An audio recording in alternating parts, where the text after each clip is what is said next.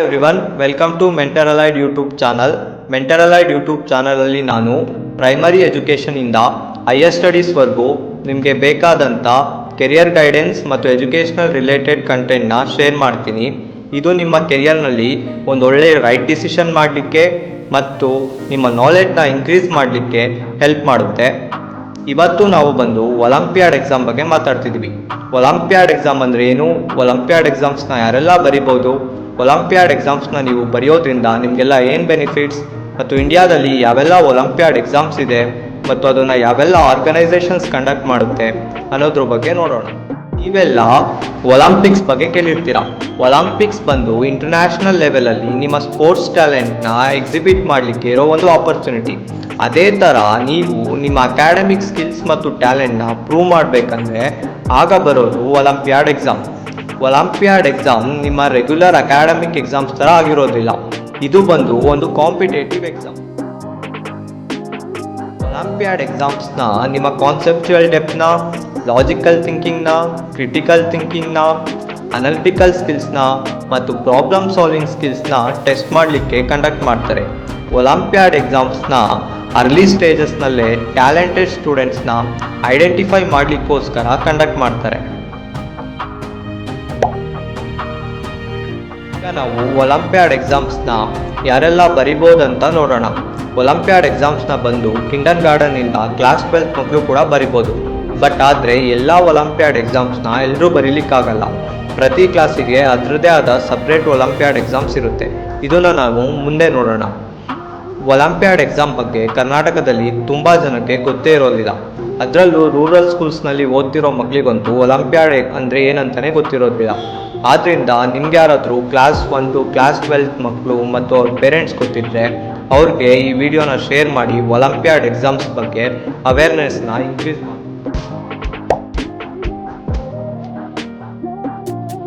ಈಗ ನೀವು ಒಲಿಂಪಿಯಾಡ್ ಎಕ್ಸಾಮ್ಸ್ನ ಬರೆಯೋದ್ರಿಂದ ನಿಮಗೆಲ್ಲ ಏನು ಬೆನಿಫಿಟ್ ಅಂತ ನೋಡೋಣ.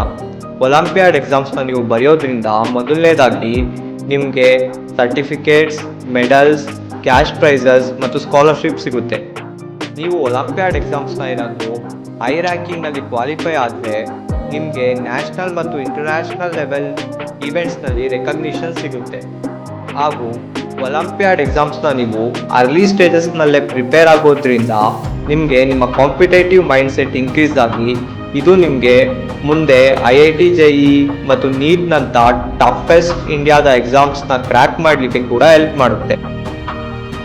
ಏನಾದರೂ ನ್ಯಾಷನಲ್ ಮತ್ತು ಇಂಟರ್ನ್ಯಾಷನಲ್ ಲೆವೆಲ್ ಒಲಿಂಪಿಕ್ಸ್ನಲ್ಲಿ ಒಳ್ಳೆ ರ್ಯಾಂಕಿಂಗ್ ತೊಗೊಂಡ್ರೆ ಇದು ನಿಮಗೆ ನಿಮ್ಮ ಹೈಯರ್ ಸ್ಟಡೀಸ್ನ ಅಡ್ಮಿಷನ್ಸ್ನಲ್ಲಿ ಕೂಡ ಹೆಲ್ಪ್ ಆಗುತ್ತೆ. IISc ಮತ್ತು IIT ಅಂತ ಟಾಪ್ ಇಂಡಿಯನ್ ಇನ್ಸ್ಟಿಟ್ಯೂಟ್ಸ್ ಕೂಡ ಒಲಿಂಪಿಯಾಡ್ ಎಕ್ಸಾಮ್ಸ್ನ ಕನ್ಸಿಡರ್ ಮಾಡುತ್ತೆ. ಇವನ್ ನೀವು ಹೋಗಿ ಅಬ್ರಾಡ್ನಲ್ಲಿ ಹೈಯರ್ ಸ್ಟಡೀಸ್ ಮಾಡಬೇಕಂತ ಇದ್ದರೆ ಕೂಡ ಅಲ್ಲಿ ಕೂಡ ನಿಮಗೆ ಒಲಿಂಪಿಯಾಡ್ ಎಕ್ಸಾಮ್ಸ್ ಹೆಲ್ಪ್ ಆಗುತ್ತೆ. ಎಷ್ಟೊಂದು ಜನ ಟಾಪ್ ಸೈಂಟಿಸ್ಟ್ ಮತ್ತು IITN ಅವರು ಅರ್ಲಿ ಸ್ಟೇಜಸ್ನಲ್ಲಿ ಒಲಿಂಪಿಯಾಡ್ ಎಕ್ಸಾಮ್ಸ್ನ ಬರೆದು ಕ್ವಾಲಿಫೈ ಆಗಿರ್ತಾರೆ. ಈಗ ನೀವು ಯಾವೆಲ್ಲ ಸಬ್ಜೆಕ್ಟ್ಸ್ನಲ್ಲಿ ಒಲಿಂಪಿಯಾಡ್ ಎಕ್ಸಾಮ್ಸ್ನ ಬರಿಬೋದು ಅಂತ ನೋಡೋಣ. ಮೇಜರ್ಲಿ ಬಂದು ಇಂಡಿಯಾದಲ್ಲಿ 5 ಸಬ್ಜೆಕ್ಟ್ಸ್ನಲ್ಲಿ ಒಲಿಂಪಿಯಾಡ್ ಎಕ್ಸಾಮ್ಸ್ನ ಕಂಡಕ್ಟ್ ಮಾಡ್ತಾರೆ. ಅದನ್ನು ಬಿಟ್ಟು ಕೂಡ ತುಂಬ ಒಲಿಂಪಿಯಾಡ್ ಎಕ್ಸಾಮ್ಸ್ ಇದ್ದಾವೆ. ಈಗ ಬಂದು ಯಾವ ಮೇಜರ್ ಸಬ್ಜೆಕ್ಟ್ಸ್ ಅಂತ ನೋಡೋಣ. ಸೈನ್ಸ್, ಮ್ಯಾಥ್ಸ್, ಬಯೋಲಜಿ, ಫಿಸಿಕ್ಸ್ ಮತ್ತು ಕೆಮಿಸ್ಟ್ರಿ ಬಂದು ಮೇಜರ್ಲಿ ಒಲಿಂಪಿಯಾಡ್ ಎಕ್ಸಾಮ್ಸ್ ನಡೆಯೋದು. ಇದನ್ನ ಬಿಟ್ಟು ಕೂಡ ಅರ್ಲಿ ಸ್ಟೇಜಸ್ನಲ್ಲಿ ಟೆಕ್ನಾಲಜಿನ ಪ್ರಮೋಟ್ ಮಾಡಬೇಕು ಅನ್ನೋದಕ್ಕೋಸ್ಕರ ಕೆಲವೊಂದು ಆರ್ಗನೈಸೇಷನ್ ಇನ್ಫಾರ್ಮೆಟಿಕ್ಸ್ನಲ್ಲಿ, ರೋಬೋಟಿಕ್ಸ್ನಲ್ಲಿ, ಸೈಬರ್ನಲ್ಲಿ ಮತ್ತು ಕಂಪ್ಯೂಟರ್ ಸೈನ್ಸ್ನಲ್ಲಿ ಕೂಡ ಒಲಿಂಪಿಯಾಡ್ ಎಕ್ಸಾಮ್ಸ್ನ ಕಂಡಕ್ಟ್ ಮಾಡ್ತಾರೆ. ಆಸ್ಟ್ರೋನಮಿ, ಆಸ್ಟ್ರೋಫಿಸಿಕ್ಸ್, ಅರ್ತ್ ಸೈನ್ಸ್ ಮತ್ತು ಎನ್ವಿರಾನ್ಮೆಂಟಲ್ ಸೈನ್ಸ್ ಅಂತ ಸಬ್ಜೆಕ್ಟ್ಸ್ನಲ್ಲಿ ಕೂಡ ನೀವು ಒಲಿಂಪಿಯಾಡ್ ಎಕ್ಸಾಮ್ಸ್ನ ಬರಿಬೋದು.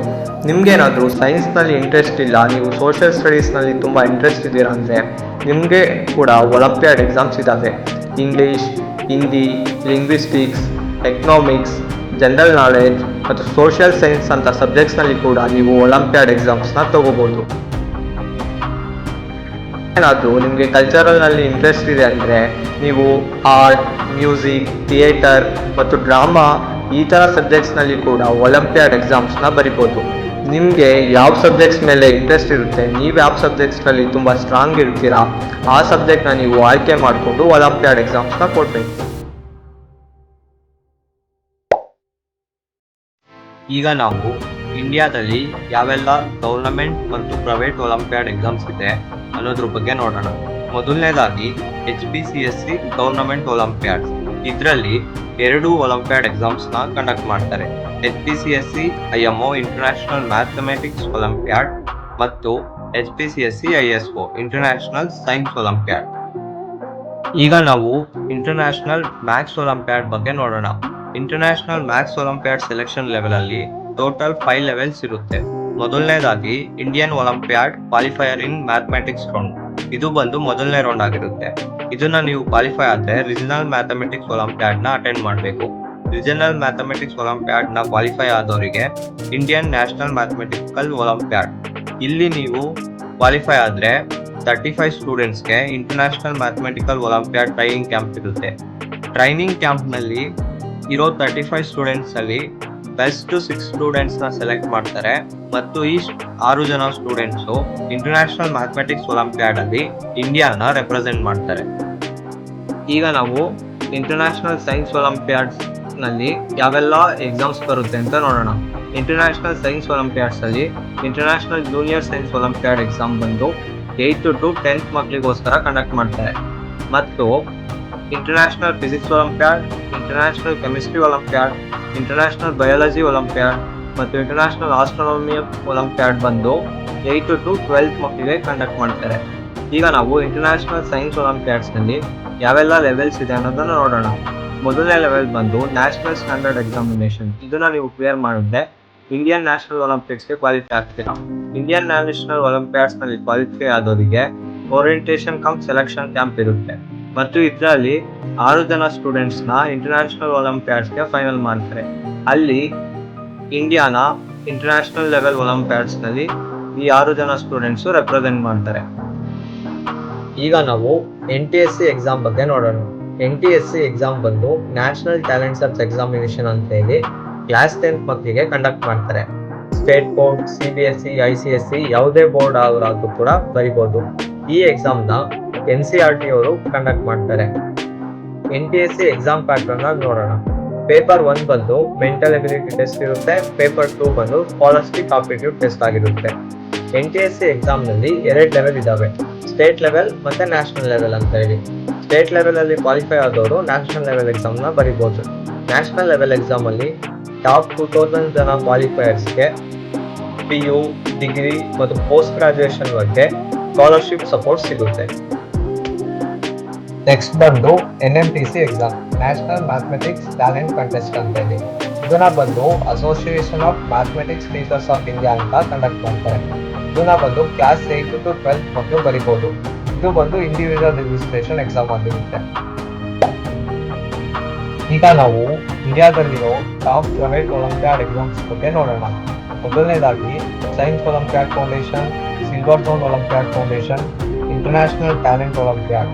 ಈ 3 ಫೌಂಡೇಶನ್ಸ್ ಕಂಡಕ್ಟ್ ಮಾಡೋ ಒಲಿಂಪಿಯಾಡ್ ಎಕ್ಸಾಮ್ಸ್ ಬಂದು ವೆಲ್ ನೋನ್ ಮತ್ತು ಪಾಪ್ಯುಲರ್ ಒಲಿಂಪಿಯಾಡ್ ಎಕ್ಸಾಮ್ಸ್ ಆಗಿದ್ದಾವೆ. ಈ ಎಕ್ಸಾಮ್ಸ್ನ ತಗೊಳ್ಳೋದ್ರಿಂದ ಕೂಡ ನಿಮಗೆ ಸ್ಕಾಲರ್ಶಿಪ್, ರೆಕಗ್ನಿಷನ್ಸ್ ಮತ್ತು ಹೈಯರ್ ಸ್ಟಡೀಸ್ಗೆ ಒಳ್ಳೆ ಆಪರ್ಚುನಿಟಿ ಸಿಗುತ್ತೆ.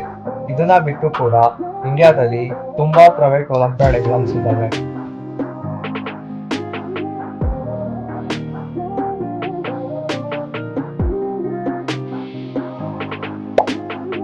ಎಲ್ಲ ಒಲಿಂಪಿಯಾಡ್ ಎಕ್ಸಾಮ್ಸ್ಗೆ ಅದರದೇ ಆದಂಥ ಸಿಲಬಸ್, ಎಕ್ಸಾಮ್ ಪ್ಯಾಟ್ರನ್ ಮತ್ತು ರಿಸೋರ್ಸಸ್ ಇರುತ್ತೆ. ನಾನು ನಿಮಗೆ ಎಲ್ಲ ಒಲಿಂಪಿಯಾಡ್ ಎಕ್ಸಾಮ್ಸ್ನ ವೆಬ್ಸೈಟ್ ಲಿಂಕ್ನ ಡಿಸ್ಕ್ರಿಪ್ಷನಲ್ಲಿ ಶೇರ್ ಮಾಡ್ತೀನಿ. ನೀವು ಅಲ್ಲಿ ಹೋಗಿ ಚೆಕ್ ಮಾಡ್ಬೋದು. ಮತ್ತು ನಿಮಗೆ ಯಾರಿಗಾದರೂ ಪರ್ಸ್ನಲ್ ಕೋಚಿಂಗ್ ಮತ್ತು ಒಲಿಂಪಿಯಾಡ್ ಎಕ್ಸಾಮ್ಸ್ ಕೋಚಿಂಗ್ ಕ್ಲಾಸಸ್ನ ಜಾಯ್ನ್ ಆಗಬೇಕಂತ ಇದ್ದರೆ ನೀವು ಕೆಳಗಡೆ ಕೊಟ್ಟಿರೋ ಫಾರ್ಮ್ಸ್ನ ಫಿಲ್ ಮಾಡಿ ನಮ್ಮ ವಾಟ್ಸಪ್ ಚಾನಲ್ನ ಜಾಯ್ನ್ ಆಗ್ಬೋದು. ನಾನು ನಿಮಗೆ ನಿಮ್ಮ ನಿಯರೆಸ್ಟ್ ಒಲಿಂಪಿಯಾಡ್ ಎಕ್ಸಾಮ್ ಕೋಚಿಂಗ್ ಸೆಂಟರ್ಸ್ನ ಕನೆಕ್ಟ್ ಮಾಡಲಿಕ್ಕೆ ಹೆಲ್ಪ್ ಮಾಡಲ್ಲ. ನಿಮಗೆ ಈ ವಿಡಿಯೋ ಇಷ್ಟ ಆಗಿದ್ದರೆ ವಿಡಿಯೋನ ಲೈಕ್ ಮಾಡಿ ಮತ್ತು ನಿಮಗೆ ಗೊತ್ತಿರೋ ಕ್ಲಾಸ್ 1ಇಂದ ಕ್ಲಾಸ್ 12 ಮಕ್ಕಳಿಗೆ ಈ ವಿಡಿಯೋನ ಶೇರ್ ಮಾಡಿ ಮತ್ತು ಮುಂದೆ ಇದೇ ಥರ ಇನ್ಫಾರ್ಮೇಟಿವ್ ವಿಡಿಯೋಸ್ಗೋಸ್ಕರ ಚಾನಲ್ನ ಸಬ್ಸ್ಕ್ರೈಬ್ ಮಾಡಿ. ನಿಮಗೆ ಯಾರಿಗಾದ್ರೂ ಪರ್ಟಿಕ್ಯುಲರ್ ಟಾಪಿಕ್ ಬಗ್ಗೆ ಕೆರಿಯರ್ ಗೈಡೆನ್ಸ್ ಮತ್ತು ಇನ್ಫಾರ್ಮೇಷನ್ಸ್ ಬೇಕಿದ್ದರೆ ಕಮೆಂಟ್ ಮಾಡಿ ತಿಳಿಸ್ಬೋದು. ನಾನು ಮುಂದೆ ಅದ್ರ ಮೇಲೆ ವಿಡಿಯೋ ಮಾಡ್ತೀನಿ. Thanks for watching video.